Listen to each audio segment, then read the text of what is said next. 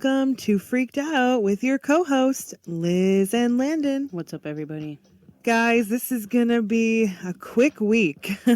We definitely have quite a few episodes coming over the next couple of weeks in the month, including the Illuminati and Aaliyah, and then we just recently won the Carly Geis episode. So woohoo, guys, you're doing great with these bonuses.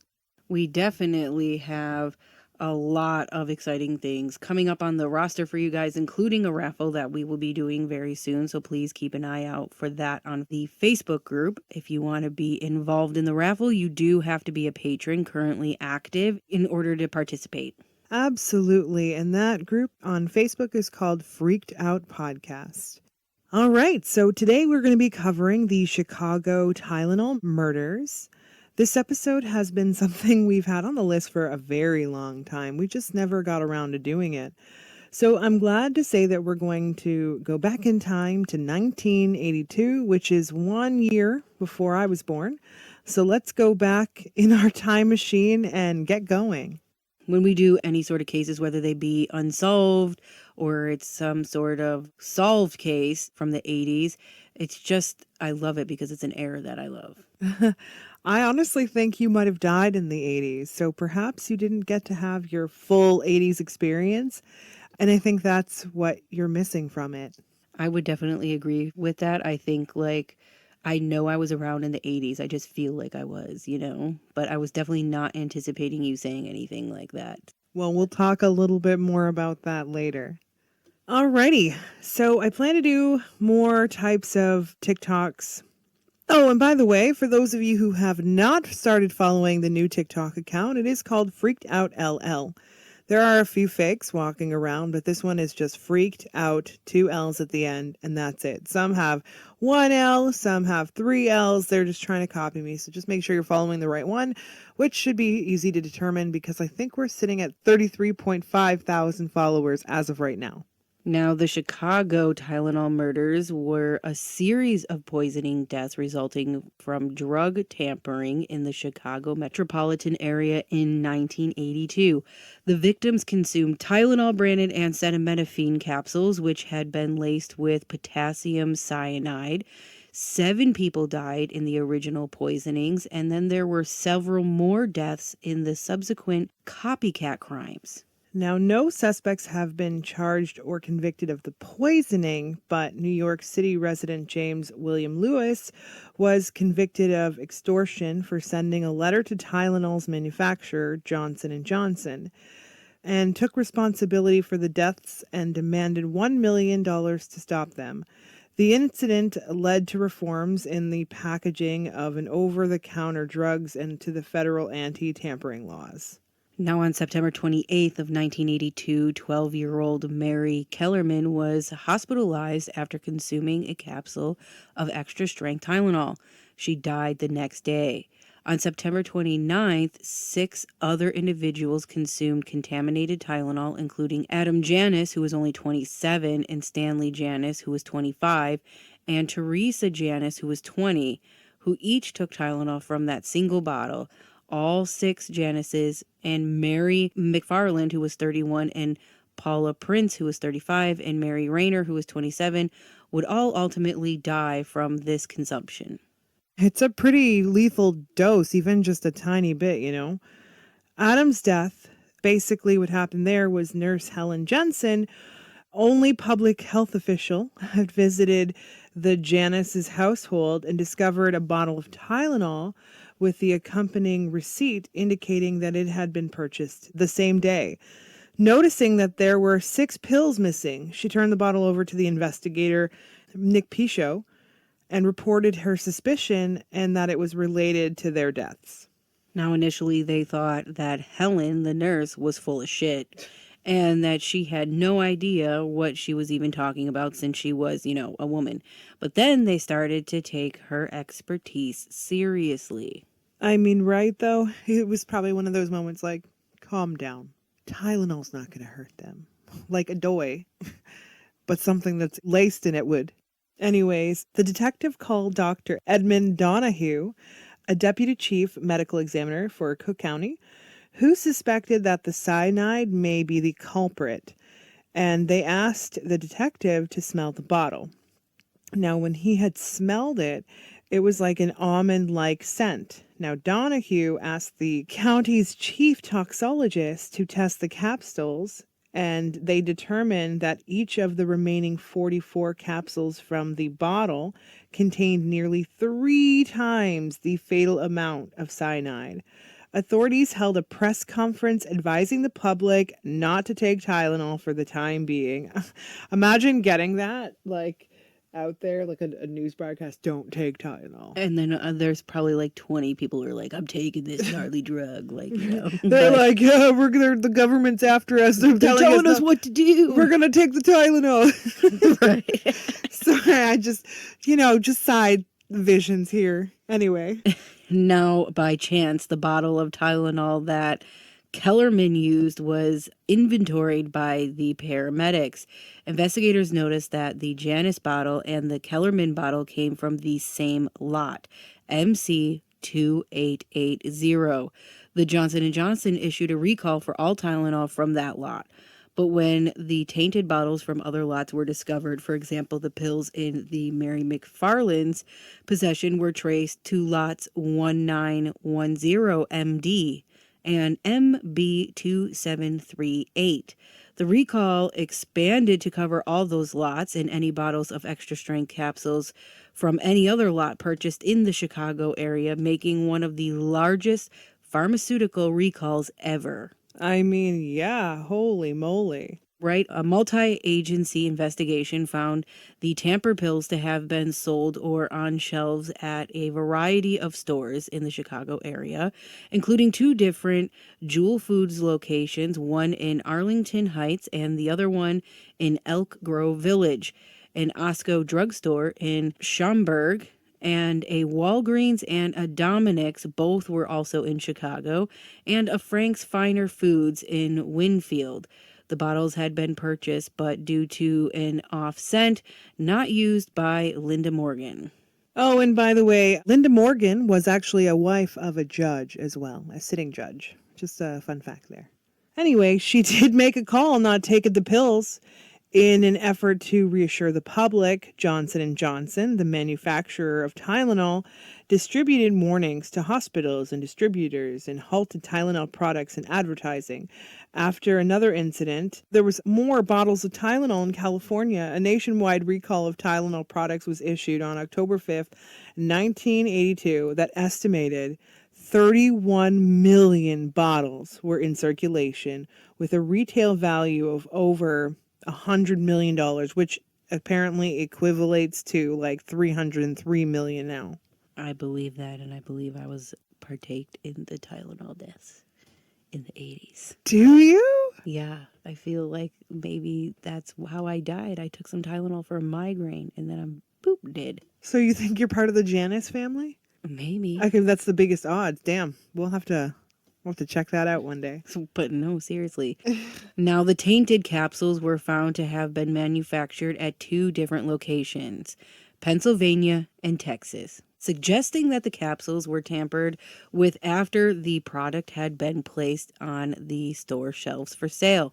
The police hypothesis was that someone had taken bottles off the shelves in the local stores in the Chicago area, placed the potassium cyanide in some of the capsules, and then placed the package back on the store shelves to be purchased by unknowing customers.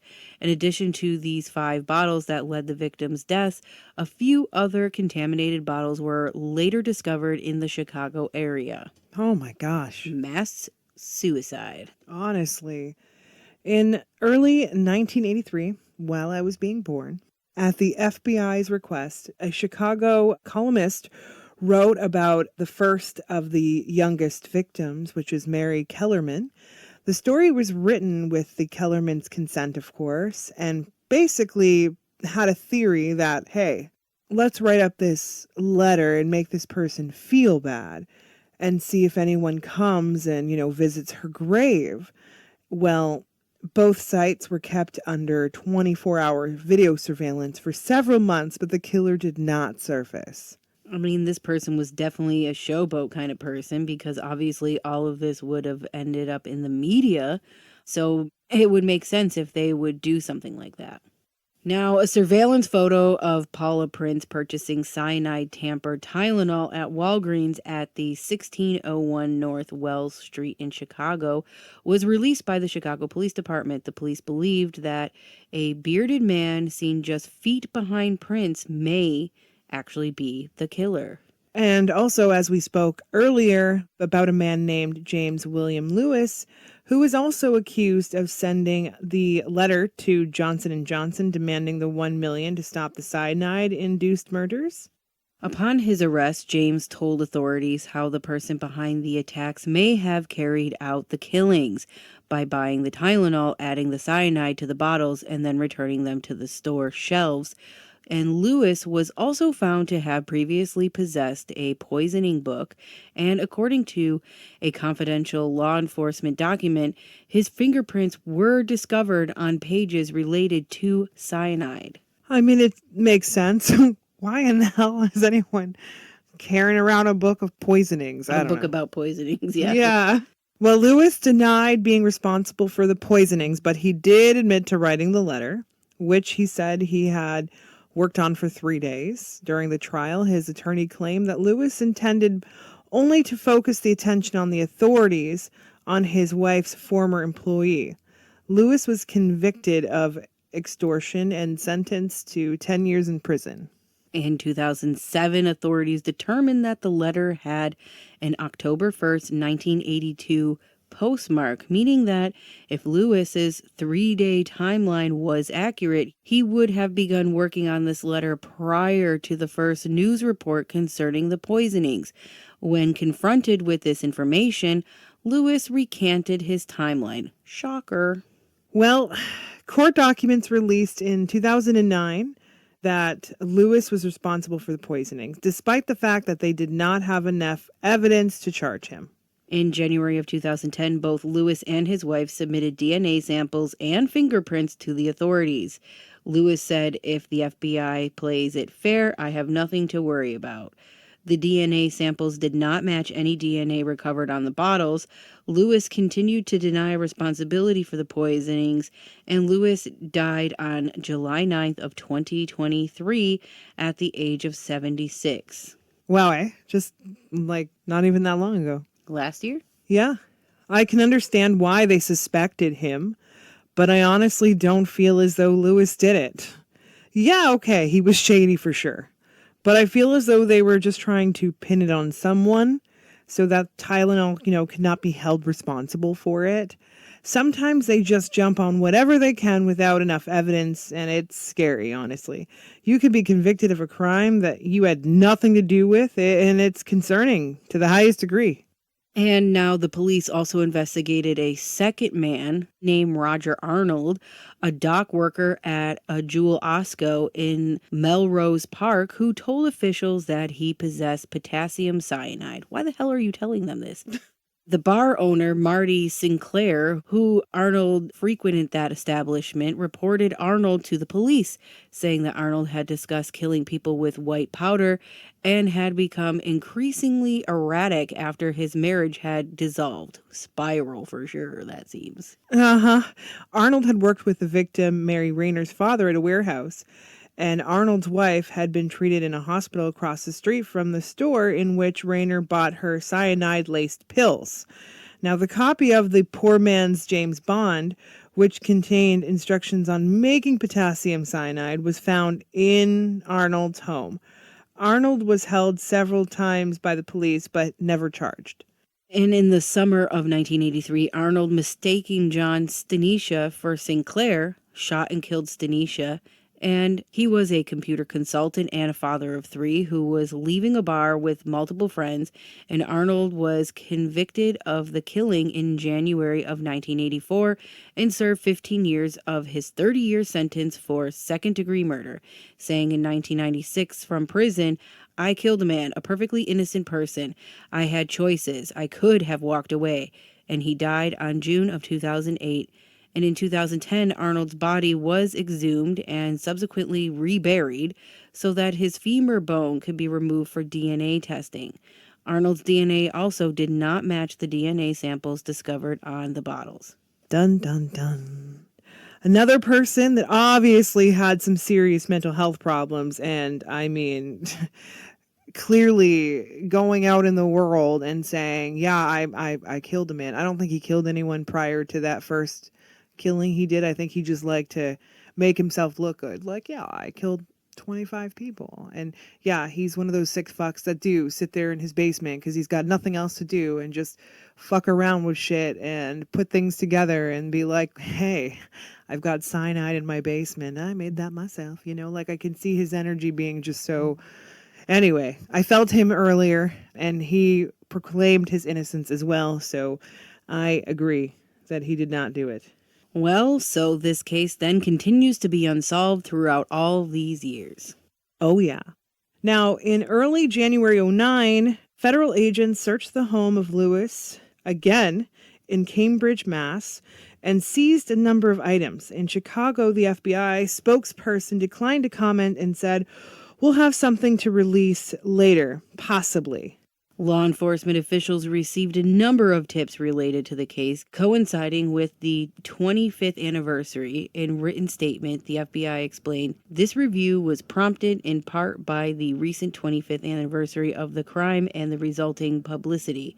Further, given the many recent advances in forensic technology, it was only natural that a second look to be taken at the case and recover evidence." Now, on May 19th, 2011, the FBI requested DNA samples from the Unabomber, Ted Kaczynski, in connection with the Tylenol murders. Now, Ted denied having ever possessed potassium cyanide. The first 4 Unabomber crimes happened in Chicago and in suburbs from 1978 to 1980, and Ted's parents had a suburban Chicago home in Lombard, and that was in 82. And that's where he usually stayed occasionally. I mean, it's crazy because there were, many different copycats that were just trying to take credit for this, and they're all coming to the surface. Oh, yeah. Hundreds of copycat attacks involving Tylenol, over-the-counter medications, and other products also took place around the U.S. immediately following this, series of Chicago deaths.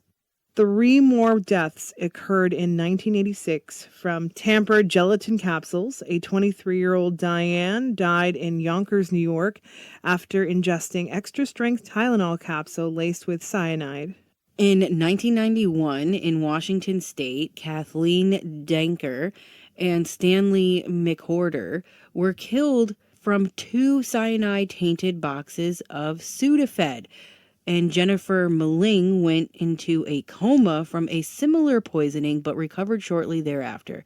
Jennifer's husband, Joseph Milling, was convicted on numerous charges in federal Seattle court regarding the death of the Denker and McWhorter and the attempted murder of his own wife, who was abused during the Milling's marriage. Now, Milling was sentenced to life in prison and lost an appeal for a retrial. Now, in 86, the University of Texas student Kenneth Ferris was found dead in his apartment after also succumbing to cyanide poisoning.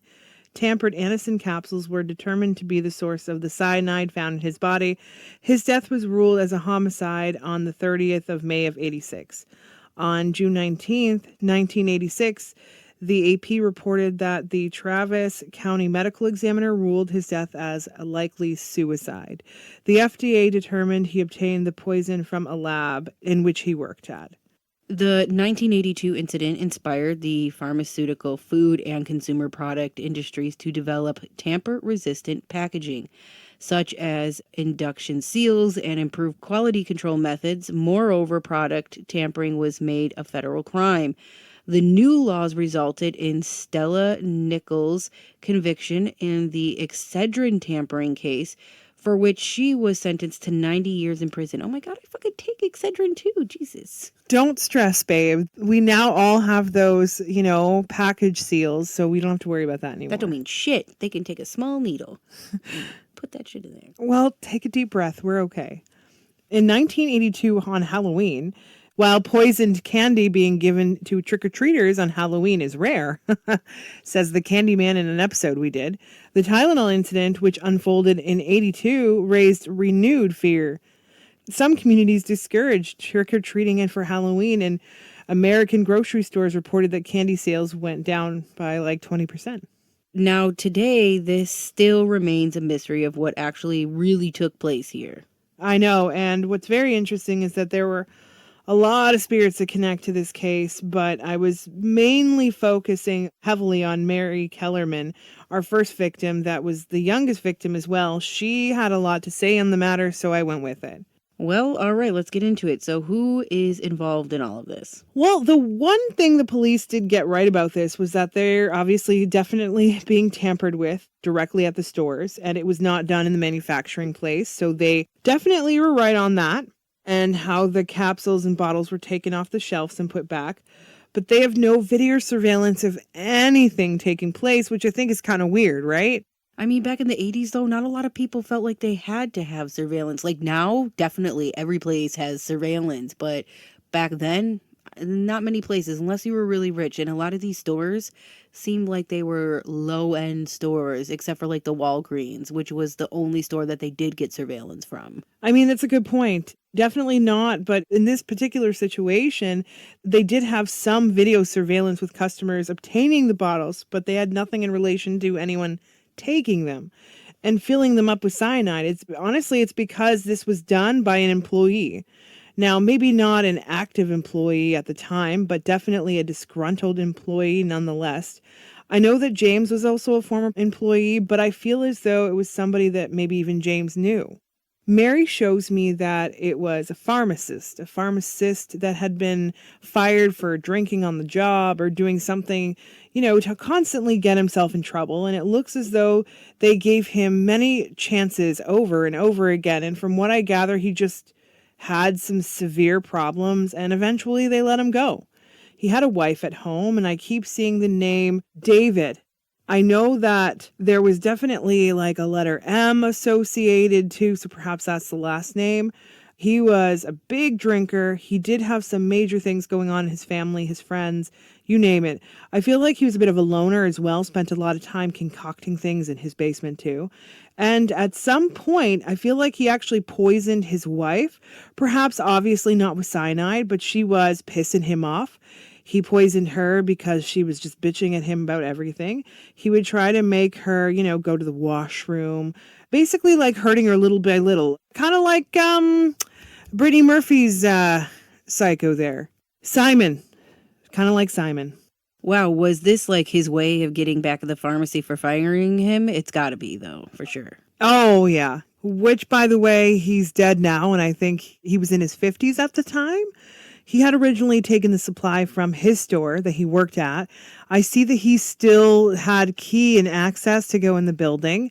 And from there, he took the supplies and took them home. Like, I feel like the key was like, those like, I don't know, maybe like a pin pad or I don't fucking know. Something. Like a key fob or something? No, well, it was the 80s. I doubt there was a fob. But there's like a pin pad. And they never changed the code. So basically anyone who worked there previously or current knew the code. So he was able to access at any point. But he also took bottles home with him to do experiments on. Not just Tylenol, like other shit too. But he would take these things home and mess around with them and be like, ha ha ha, cyanide problems, ha ha ha, like weirdo.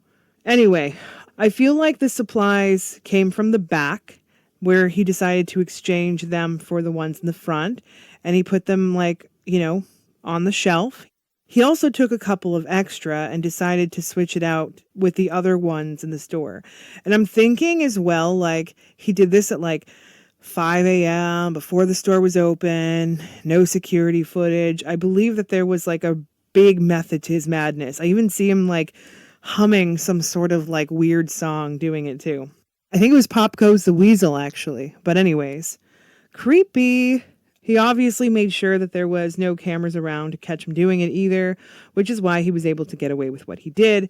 And the police were right. He absolutely enjoyed the hell out of the attention, and he felt like he was some mastermind, untouchable. He thought that he committed the perfect, flawless crime, and I believe he told his nurses at some point in a nursing home about it, and they were like, okay, they're cuckoo pants. I mean, that would make kind of sense, though, why there wasn't any footage of anybody doing it. Not only was he working at the store at the time, but also a lot of stores, if you go in early, like even stores now, sometimes they don't have a 24-hour surveillance, especially back then. They may have had a tape that would like pop on at a certain time, like, oh, doors open at 9 a.m., camera starts rolling. So if he went in at like 5 in the morning, there would be no reason for them to be recording anything because no customers are in there stealing. And that's mainly what, they had cameras for back then, was because people stealing, not because they were thinking pharmacists were going around putting cyanide in bottles. Yeah, good point. Now, did anyone actually ever suspect him? I mean, I guess so if he was disgruntled, right? Yeah, I feel like there were a few people, but his wife suspected him the most because he would make pipe bombs and do some crazy shit with some poison. He did concoct a lot of poisons, due to his pharmaceutical background, and he enjoyed it. From what I gather, this was not the first time that he had poisoned somebody, although he didn't put any sort of lethal amount, in the previous pill capsule. But I do see that he did something to poison someone at some point as well in his earlier age in the pharmaceutical years. Jesus, this guy was just sick from the get-go. Should have never been a pharmacist. Oh, absolutely. As soon as the first victim had died, and obviously it came out on the news, he was so happy and elated, like he went into full-blown like Joker mode.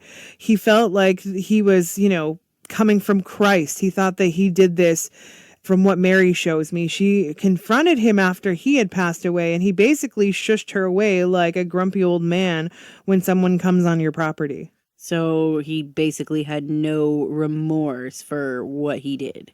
Not even the slightest, but from what Mary shows me, he got carried off by the evil spirits from hell about 10 years ago. And he's literally being poisoned day in and day out by the worst possible poison and suffering for eternal damnation over and over again. That's gotta suck so bad, getting brought back from being poisoned and then poisoned again.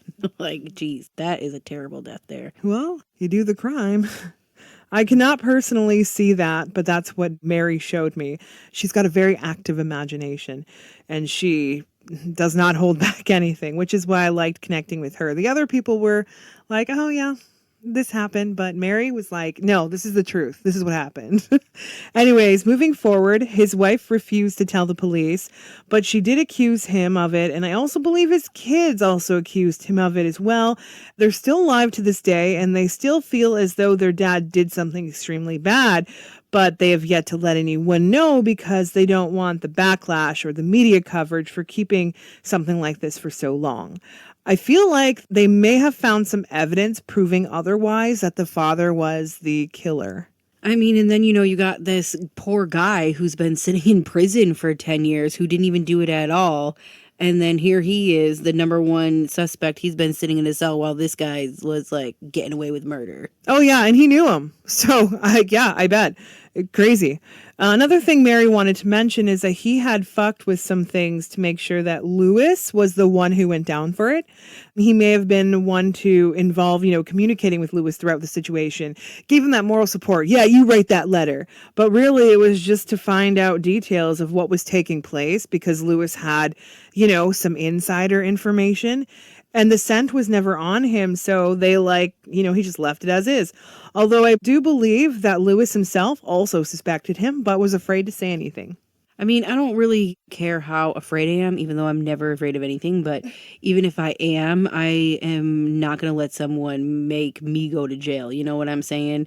I'm going to be like, nope, it was fucking this guy. He was like he's trying to frame me or something, brah. Like I'm telling you, because I'm not going down for nothing. Exactly. I agree with you on that. It's crazy to me on how all this transpired. And this man is not an intelligent human being. He's a psychopath with a pharmaceutical degree. Should be checking these people's mentality before they go into this kind of thing, Right? Now, is there anything else that Mary wants to add? She's been dying to say this for a long time, but no one really ever tried to connect with her to give her, her side of the story. Although I couldn't really feel too much of the other people's information too much, but Mary was just prominent, which is why we went with her. So that's basically it. Well, we definitely appreciate Mary and all her help with this case today. Now, next week, we have a bit of a busy week for you guys. We will be dropping our first Black History Month episode, and that one is going to be Danette and Jeanette Millbrook. We also will be dropping our bonus episode of the Illuminati. Oh, yeah. And then after that, we're going to be dropping Sam Cooke, Aaliyah, Carly Geis. So lots to come over this month. So enjoy. It's going to be a busy week indeed. Until next time, guys, stay freaked out.